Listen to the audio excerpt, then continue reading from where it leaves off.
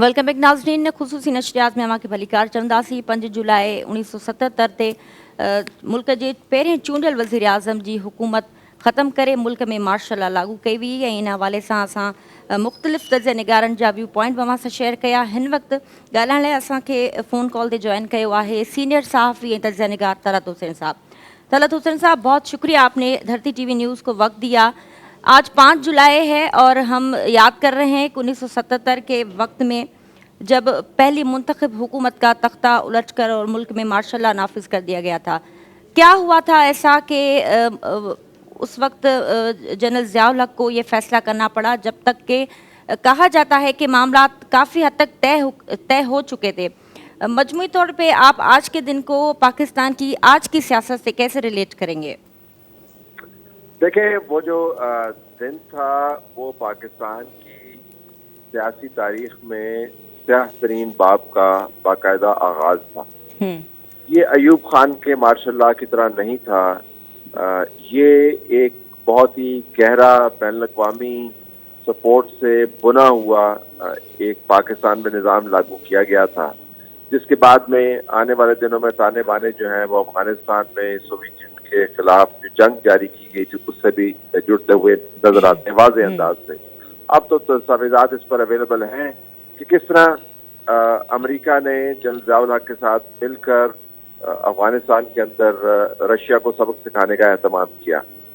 जुल्फ़िकार भुट्टो जो कि मुंतखब वज़ीर आज़म थे, इस वजह से उनके जरिए इस किस्म की वारदात जो है इलाकाई तौर पर वो की जाना मुमकिन नहीं थी, लिहाजा उनको रास्ते से हटाना ठहर गया था।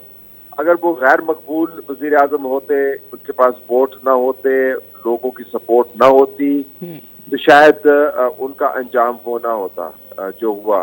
लेकिन चूंकि वो मकबूल वज़ीर आज़म थे, लिहाजा उनका मौजूद रहना ज़ियाउल हक के लिए शदीद खतरा था और बैनुल अक़वामी क़ुव्वतें नहीं चाहती थी कि पाकिस्तान जैसे मुल्क में ऐसे अहम मोड़ पर एक ऐसा वज़ीर आज़म हो जो अपनी खारजा पॉलिसी को अपनी मर्जी के मुताबिक चला सके। तो एक तो अयूब खान के दौर से इसका आगाज होता है, लेकिन ज़ियाउल हक ने जो मॉडल तैयार किया वो उसको लागू करना जो था वो 5 जुलाई से उसका बाकायदा आगाज हुआ। दूसरी बात ये कि ये पहली मरतबा हमें नजर आया कि पाकिस्तान के अंदर सियासी तौर पर एक नजरियाती तब्दीली लाने की कोशिश की गई। अयूब खान के दौर में बहुत बदतरीन किस्म का एक ज़ालिमाना निज़ाम राइज था, लेकिन जो नजरियाती असास थी पाकिस्तान की उसको उसने ज्यादा छेड़ने की कोशिश नहीं की।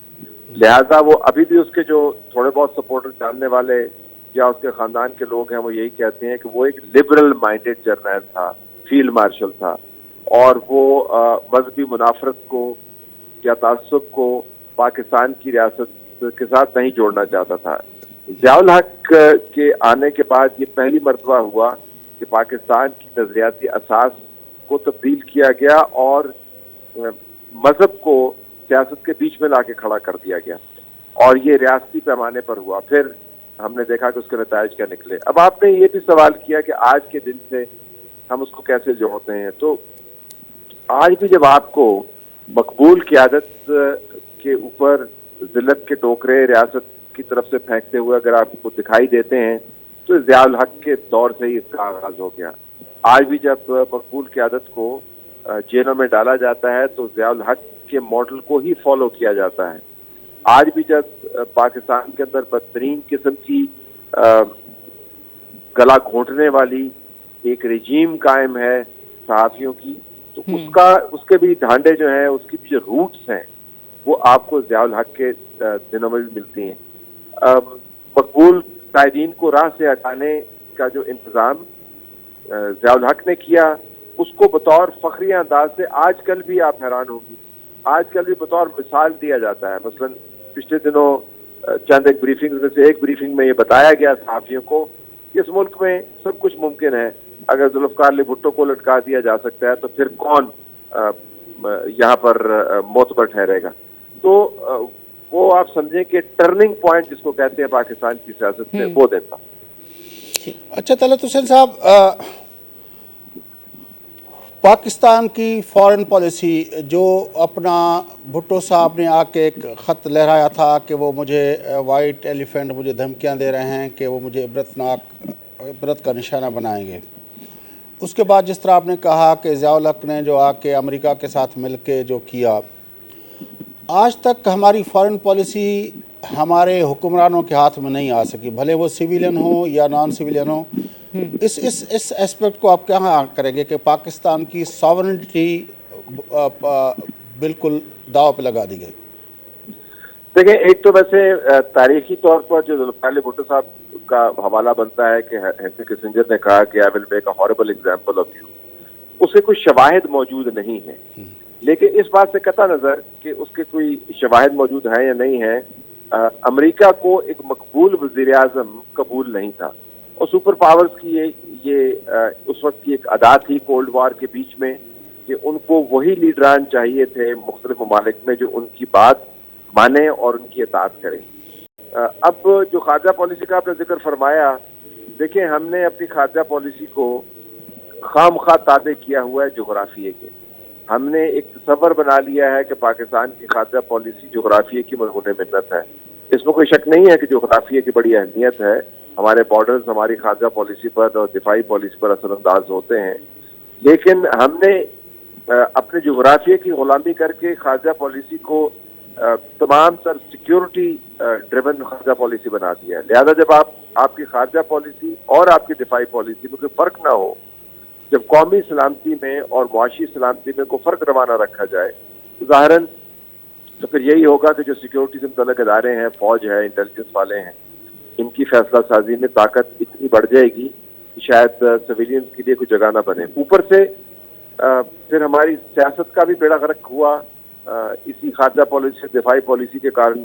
लिहाजा सियासत में भी सियासतदानों का रोल जो है आपको महदूद होता हुआ नजर आया। तो अगर किसी मुल्क में सिक्योरिटी के इदारे जोग्राफियाई हालात की वजह से अहम किरदार अदा करते हैं, तो कम से कम सियासत के दरवाजे सियासतदानों के लिए, सिविलियंस के लिए खुले होते हैं। अब पाकिस्तान में वो भी गुंजाइश मौजूद नहीं है। हाइब्रिड सिस्टम, डायरकी, दोगला निज़ाम, जिनेजो मॉडल, ये तमाम चीज़ें जो हैं वो अब पाकिस्तान में लागू हैं। तो खारजा पॉलिसी और दिफाई पॉलिसी सिविलियंस के हाथ में नहीं है। जिन अदवार में रही है, सिविलियंस ने कोई बुरा काम नहीं किया। आप देखें, जुल्फ़िकार अली भुट्टो के जाविये से देखें, बेनज़ीर भुट्टो साहिबा शहीद के जाविये से देखें, नवाज शरीफ की खारजा पॉलिसी को आप उठा के देखें। अगर कहीं पर आपको हिंदुस्तान के साथ जो है एक इज्जत के साथ बातचीत की कोई सूरत या कोई आपको मौका बनता हुआ नजर आता है, तो वो सिविलियंस के दौर में हुआ। जब न्यूक्लियर पावर बनाने का मामला आया, तो प्रोग्राम शुरू किसने किया और उसको धमाकों को कंडक्ट करवाने का जिम्मा किसने लिया? तो सिविलियंस ने खारजा पॉलिसी के महाज पर बड़े बड़े कारनामे किए हैं, लेकिन बदकिस्मती से अब चूंकि उनकी स्पेस अवेलेबल नहीं है तो उनको एक्नॉलेज नहीं किया जाता। अच्छा, रेजिस्टेंस, भुट्टो का तख्ता उल्टा गया, फिर रेजिस्टेंस आई 83 से, अगर वो शुरू हुई तो बड़ी एक स्ट्रॉन्ग रेजिस्टेंस आई। वो रेजिस्टेंस आखिर इस समाज के अंदर, इस सोसाइटी के अंदर अब उस तरह क्यों नहीं रही? देखिए, मेरा अपना ख्याल है कि उसने हमारी जो मज़ामती जड़ें हैं उनको मजबूत किया।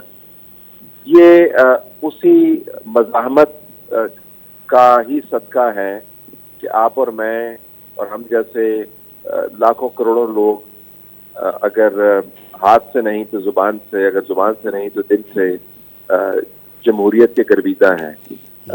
आप और मैं अगर जुबान से नहीं तो कम से कम दिल में ये ख्याल रखते हैं कि पाकिस्तान का मुस्तकबिल की मुद्दे से जुड़ा हुआ है, और जो अपने बस में होता है हम करने की कोशिश करते हैं। अब हमने किसी स्कूल से, किसी यूनिवर्सिटी से कोई इस किस्म की मज़ाहमत की, या मज़ाहमत भी क्या आप उसको कहें कि इस किस्म की डाइसेंटिंग ओपिनियन जो है, एतराज़ की जो बहस है, वो हमने सीखी तो नहीं है। तो ये जो सियासी सकाफत थी हमारे बड़ों ने जिसको उन्होंने बड़ी गलतियां की हैं, इसमें कोई शक नहीं है, लेकिन उन्होंने इसकी तरवीज की, उन्होंने इसकी नशोनुमा की। मेरे ख्याल में हम जो थोड़ा बहुत अभी भी अपने पाँव पर खड़े हुए नजर आते हैं, लड़खड़ा गए हैं पूरी तरह, लेकिन खड़े हुए नजर आते हैं, तो ये उन्हीं हालात और उन्हीं दहाइयों के किस्से हैं जिनका जिक्र आज आप कर रहे हैं। तो अब अगर जो अपना सायमा ने आपसे सवाल भी किया था कि जो 1977 को हुआ और आज जहाँ पे हम खड़े हुए हैं,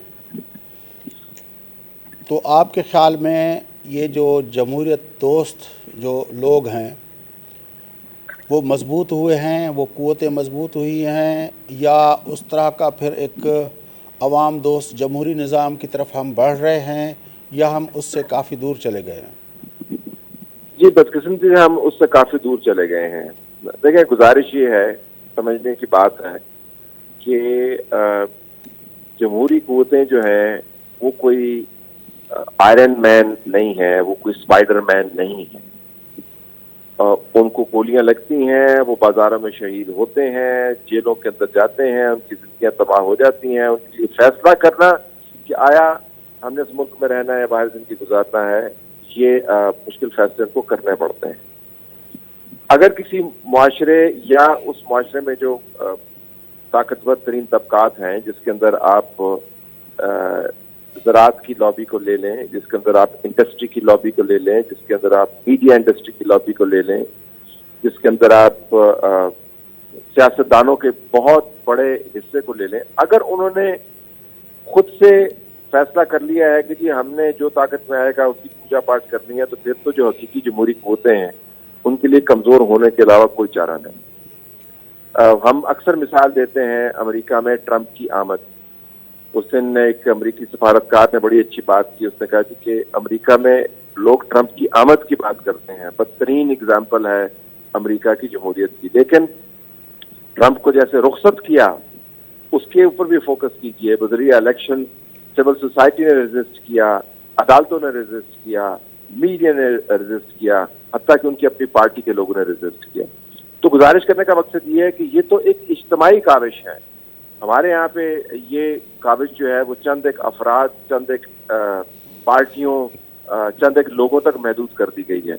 मुआशरे ऐसे तरक्की तो नहीं करते ना जी। अगर हम हमारी इज्तिमाई सिमत जो है वो गैर जमहूरी मंजिल की तरफ जा रही है, जो कि जा रही है, तो फिर हम और आप ज़रा बात कर सकते हैं, एड़ियाँ गाड़ सकते हैं ज़मीन में, लेकिन जो घोड़े हमें खींच रहे हैं हमसे कहीं ज़्यादा ताकतवर हैं। लेकिन जिस तरह आपने अमेरिका की मिसाल दी ना तलत हुसैन साहब, हमारे यहाँ तो मौलवी तमीज़ुद्दीन के केस से लेकर, मौलवी मुश्ताक से लेकर, जस्टिस नसीम हसन शाह से लेकर, और हमारी तारीख़ तो बहुत भरी पड़ी है कि जो कहते हैं ना कि चर्चिल से पूछा गया कि बताया गया कि भाई लंदन सारा जल रहा है, उसने कहा कोर्टें काम कर रही हैं, तो उसने कहा वो इंसाफ दे रही हैं, तो उसने कहा कि हम फतहमंद होंगे। हमारा तो शुरू से लेकर इस महाज पे जहाँ पे हमें वो चाहिए, हम तो आमरों को हमारी अदालतें दे देती हैं पूरा इख्तियार कि आप अपना आइन अपने हिसाब से बना लें, जो वो मांगते नहीं हैं उनको वो भी मिल जाता है। तो ऐसी सूरत हाल में कैसे वो, कोई तो सपोर्ट बेस चाहिए, कोई ना कोई वो तो चाहिए ना। फयाज भाई, उसमें आपकी बात बिल्कुल ठीक है, और आज के दिन से साहिबा ने भी इसको लिंक किया। गुजारिश ये है कि हम अमूमन अपनी तोपों का रुख, और सही आपने किया, अदालत की तरफ बिल्कुल रुख होना चाहिए। जो जज साहिबान हैं उन्होंने जो कारनामे किए हैं, कुछ अच्छे लोग भी हैं, मज़ामती लोग भी हैं, लेकिन जिस तरह मैंने कहा कि अगर तादाद उन लोगों की ज़्यादा हो जो दस्तारबंदियाँ करते हैं और आमिरों के बूटों के नीचे अपने हाथ और पलकें बिछाते हैं, उनकी तादाद ज़्यादा होगी। लेकिन गुजारिश ये है कि आमिर को या आमराना सोच को पनपने के लिए बहुत बड़ा काम सियासतदानों के ख़ानदानों ने खुद भी किया है। देखिए, अयूब खान के साथ आप तफसील उठा के देख लें, अयूब खान के साथ कौन खड़ा था, ज़ियाउल हक को कितने बड़े पैमाने पर पॉलिटिकल सपोर्ट हासिल की गई थी, पीएनए की तमाम के तमाम मूवमेंट को आप उठा के देख लें, मुशर्रफ के साथ कितने लोग खड़े हुए थे। आज भी आप उठा के देख लें, इमरान खान साहब जो हैं वो जनरल परवेज मुशर्रफ के फेवरेट होते थे, वो उनके रेफरेंडम के हामी थे, वो 9/11 के बाद जनरल मुशर्रफ को सपोर्ट करते होते थे, और ताहिरुल कादरी साहब मिलकर जनरल मुशर्रफ के हक में वोट डलवाते होते थे। तो अभी भी अगर आप देख लें, नवाज शरीफ साहब की अपनी हिस्ट्री जो है उसके अंदर भी आपको यही चीज नजर आएगी, जमात इस्लामी की हिस्ट्री के अंदर आपको यही चीज नजर आएगी। पीपल्स पार्टी के अंदर से ग्रुप्स निकले हैं, बड़े बड़े खानदान हैं जिन्होंने आमरों को सपोर्ट किया और अभी भी उनके साथ बैठे हुए हैं। तो कहने का मकसद ये है कि सिर्फ एक क्लास ने ये नहीं किया, और आप इसमें बिजनेस कम्युनिटी को भी डालिए जो इंतहाई खामोशी के साथ अपना माल बनाते हैं और गैर जमहूरी कुव्वतों को नरिश करते हैं, उनकी नशोनुमा करते हैं। अयूब खान के दौर से लेकर आज तक जो बिजनेस कम्युनिटी है वो हमारी स्टेट का एक बहुत बड़ा हिस्सा रहा है।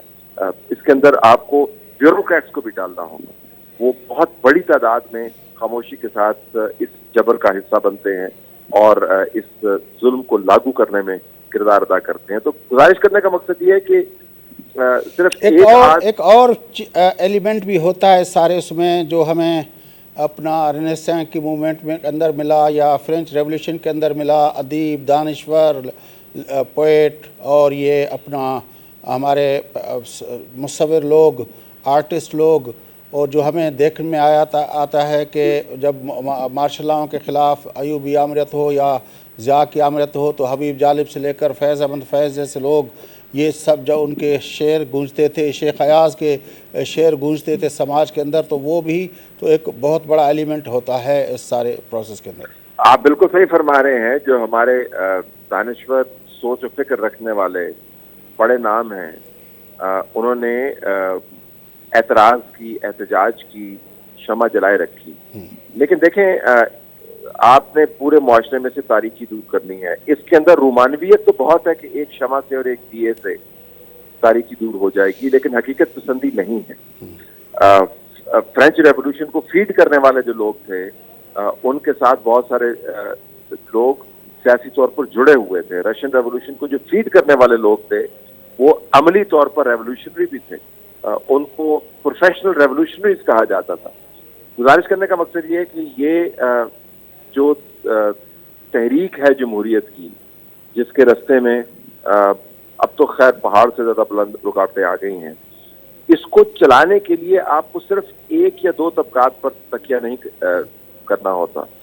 आप देखें, जनरल परवेज मुशर्रफ को बहुत सारे जो हमारे दानिश्वर हैं वो सपोर्ट करते रहे। अयूब खान के साथ जो है वो कतारें लगी हुई हैं, उनके कसीदे पढ़ते रहे। हत्ता के ज़ियाउल हक के साथ भी लोग खड़े हुए, और वो कहने को कलमकार थे, दानिश्वर थे, सोच पे थे। आज वही लोग जो हैं वो टीवी पर बैठ के हमें जर्नलिज्म की हेलो जी आवाज आ रही है? जी सर।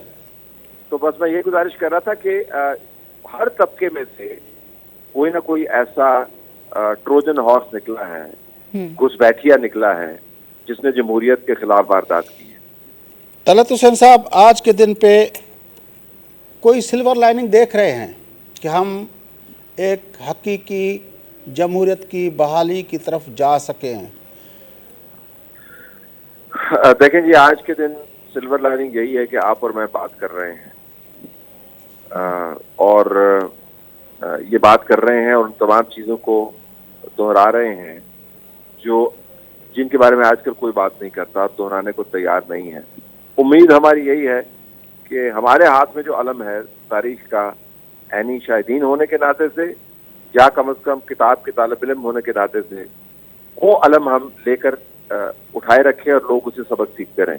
तो फिलहाल तो कोई बहुत बड़ी उम्मीद की बात मैं नहीं कर रहा, लेकिन यही गुजारिश कर रहा हूँ कि हम बात कर रहे हैं तो यही काफ़ी है। बड़ी मेहरबानी तलत हुसैन साहब, आपने हमें टाइम दिया। नाज़रीन, 5 जुलाई 1977 मुल्क जे पहिरें चूंडियल वज़ीर आज़म क़ाइद अवाम ज़ुल्फ़िकार अली भुट्टो जी हुकूमत जो तख़्तो ऊंधो कयो वियो ऐं हिकिड़े कोताह नज़र मुल्क दुश्मन आमिर जेको आहे उहो इक़्तिदार ते कब्ज़ो कयो ऐं उन इक़्तिदार जे कब्ज़े खां पोइ ही जेको सिलसिलो आहे इक़्तिदारनि जे मथां शबख़ून हणण जो ऐं इक़्तिदार जे ॾोरियुनि खे पोयां वेही हलाइण जो, उहो सिलसिलो जेको आहे उन मुल्क सां छा छा कयो आहे ऐं अॼु जिते असां बीठा आहियूं उते हक़ीक़ी जमहूरियत जी बहाली लाइ जीअं तलत हुसैन साहब चयो त मुल्क जा जेके जमहूरियत पसंदि माण्हू आहिनि उहे अॼु जे ॾींहं ते पाण में इन ते ॻाल्हि ॿोल कनि था, उहे मज़ाकरात कनि था, उहे गुफ़्तगू कनि था पिया, उहे उन समूरे अमल जो जाइज़ो वठनि था पिया। इन जो मतिलबु इहो आहे त उहो अलम जेको आहे हक़ीक़ी जमहूरियत जी बहाली वारो उहो अञा ताईं बुलंद आहे। ऐं उमेद इहा ई आहे त जेकॾहिं हीउ सॼो प्रोसेस हिन ते गुफ़्तगू थींदी रहे, माण्हुनि खे ॼाण मिलंदी रहे, नई जनरेशन खे ख़बर पवंदी रहे त सच कूड़ जे बारे में हिकिड़ी गुफ़्तगू थींदी रहे जंहिंमां जेको आहे रस्तो निकिरी अचे। छाकाणि त बहरहाल 22 करोड़ माण्हुनि खे ईअं जेको आहे हाइब्रिड सिस्टम जे तहत हलाइणु जेको आहे उहो शायदि वॾे अरसे ताईं मुमकिन न थी सघे। प्रोग्राम जो सिलसिलो नशरियात जो सिलसिलो जारी रहंदो। वठूं था वक़फ़ो, वापसि अचो प्रोग्राम करते था असां गॾु।